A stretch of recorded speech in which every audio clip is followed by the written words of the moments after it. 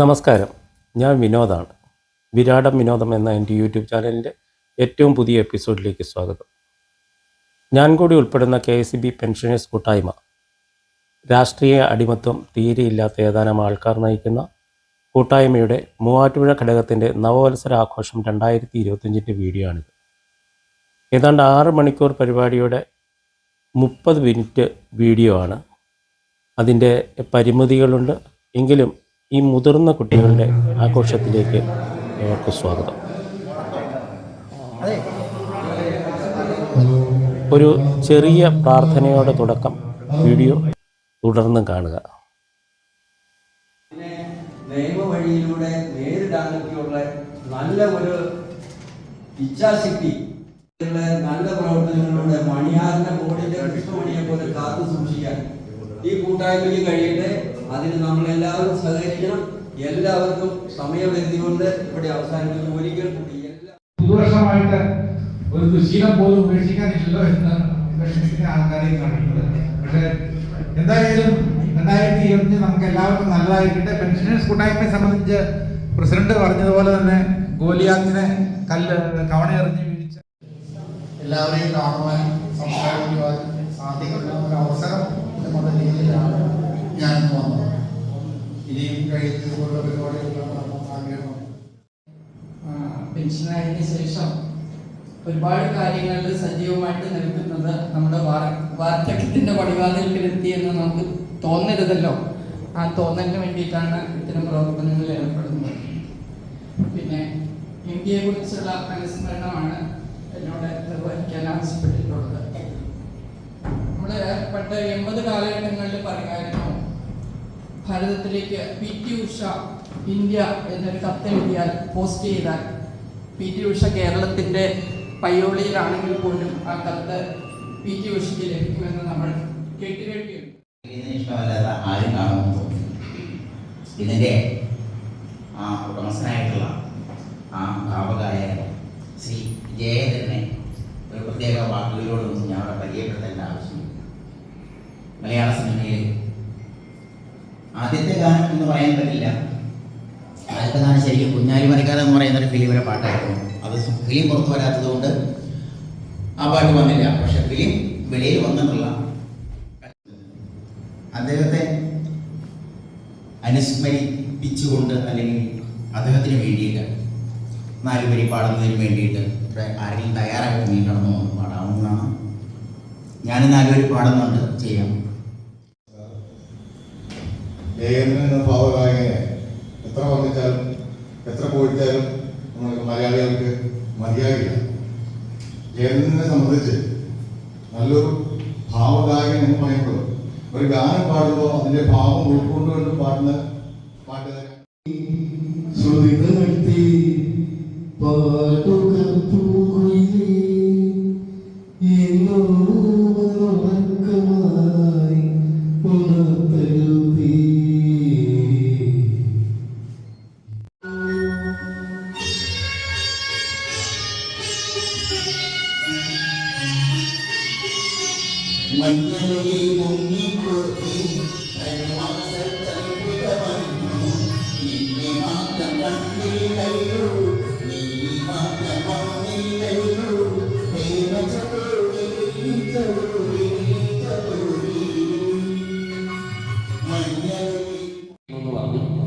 അതിൻ്റെ പേരിൽ ഞാൻ എൻ്റേതായ ഒരു കാര്യം ഞാൻ ചെയ്യാൻ ഉദ്ദേശിക്കുകയായിരുന്നു. സാധാരണ ഈ ഗെയിം എന്ന് പറയുന്നത് ഉറക്കം വന്നിരിക്കുന്ന സമയത്ത് ഉറങ്ങാതിരിക്കാൻ വേണ്ടിയിട്ട് നമ്മൾ ചെയ്യുന്ന ചില കാര്യങ്ങളാണ്, അല്ലേ? ആരെങ്കിലും നമ്മൾ ആദരിക്കുമ്പോഴും ഒരു കയ്യടി കൊടുക്കാൻ വേണ്ടിയിട്ട് നമ്മൾ അങ്ങോട്ട് പറയാറുണ്ട്, കയ്യടിക്കുന്നു. ഈ കൈ അവിടെ ഒക്കെ മാറി, അല്ലേ? സ്വകാര്യ മാറി കൊണ്ട് കൗണ്ട് നമ്പർ 1 4 അപ്പോൾ അത് നോക്കാം. Okay, count number 3 2 1. എവിടെയോ ഒക്കെ തെറ്റുപറ്റി. കൗണ്ട് 1 3 3 ഇല്ലേ? അവിടെ തെറ്റി. 2. ഇപ്പൊ ഏകദേശം എനിക്ക് തോന്നുന്നു 8-10 വരെ ഉള്ളൂ. ഇത് അച്ചീവ് ചെയ്ത് 8-10 വരെ ഉള്ളൂ. ഈ രാജലക്ഷ്മി എന്ന് പറയുന്ന അവരുടെ അച്ഛൻ പ്ലസ് കരുണാകരൻ നായർ അവരുടെ ചീഫ് സ്റ്റോർ കീപ്പറായിട്ട് വർഷങ്ങൾക്ക് മുമ്പേ അഡ്മിറ്റാണ് ചെയ്തയാളാണ്.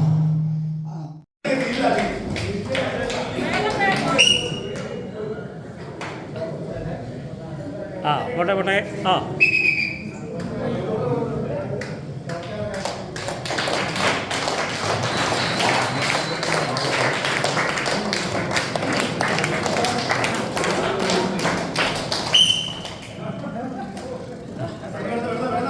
വേഗം അടുത്ത പോട്ടെ.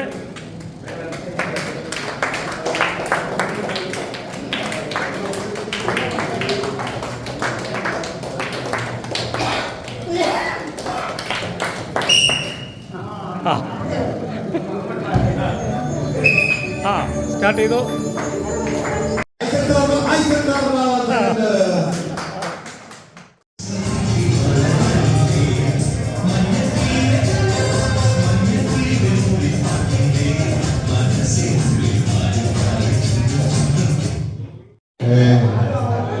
വളരെ സമയമാണ് കേട്ടോ.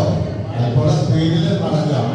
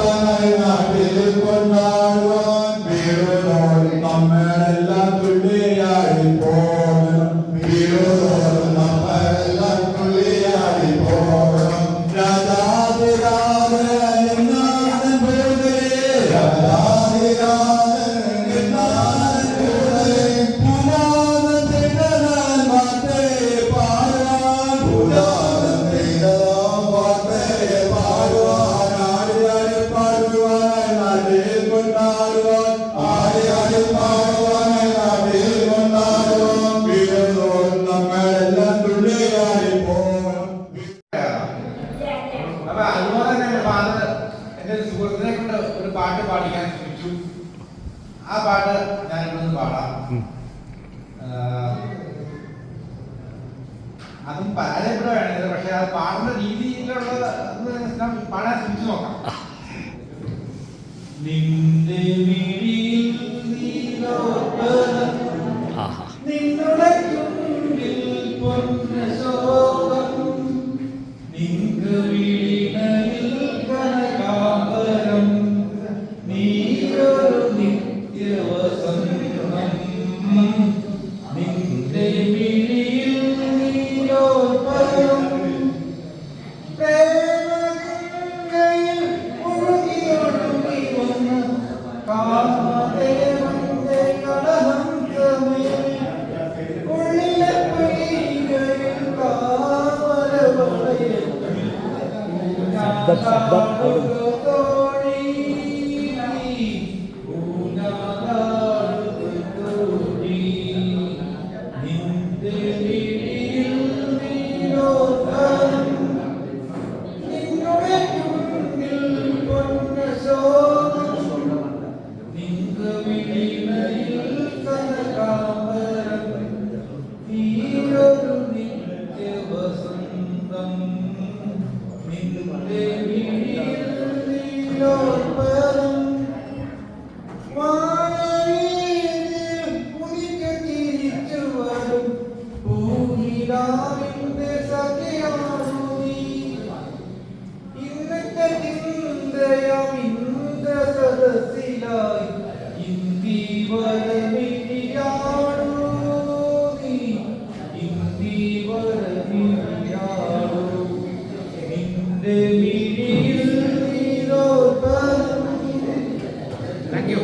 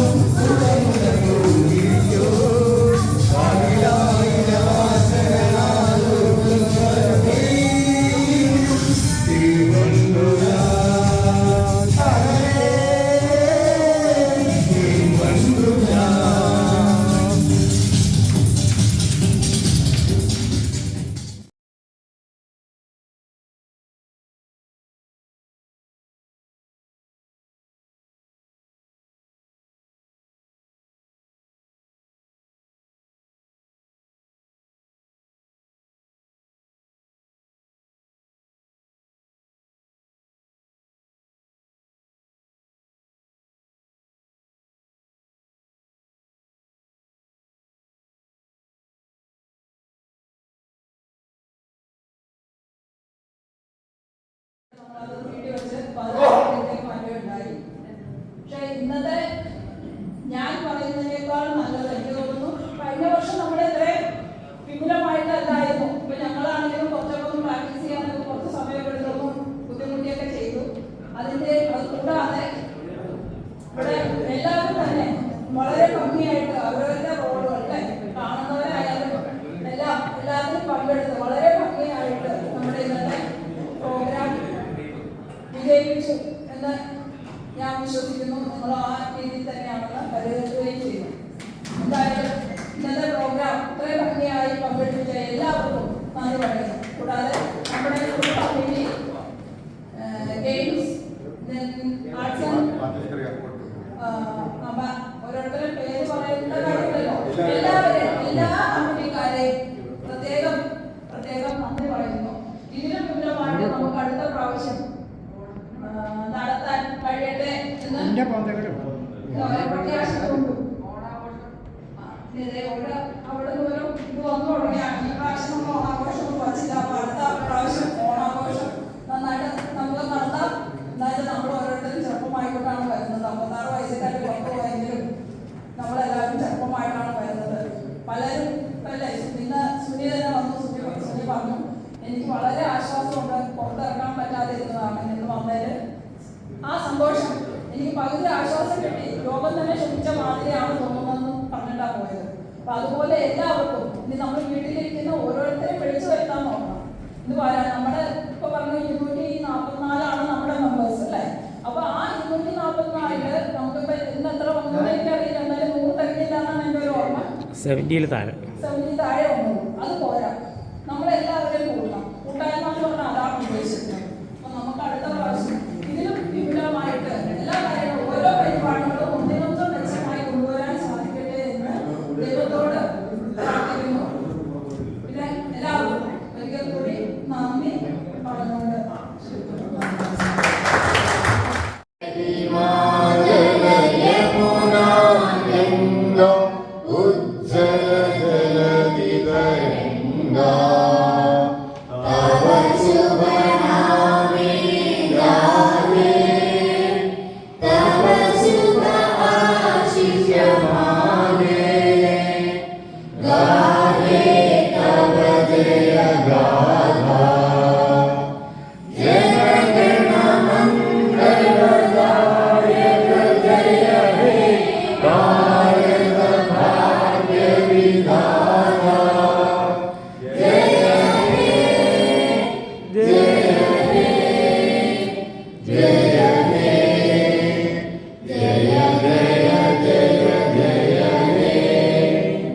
ജയ് ഹിന്ദ്.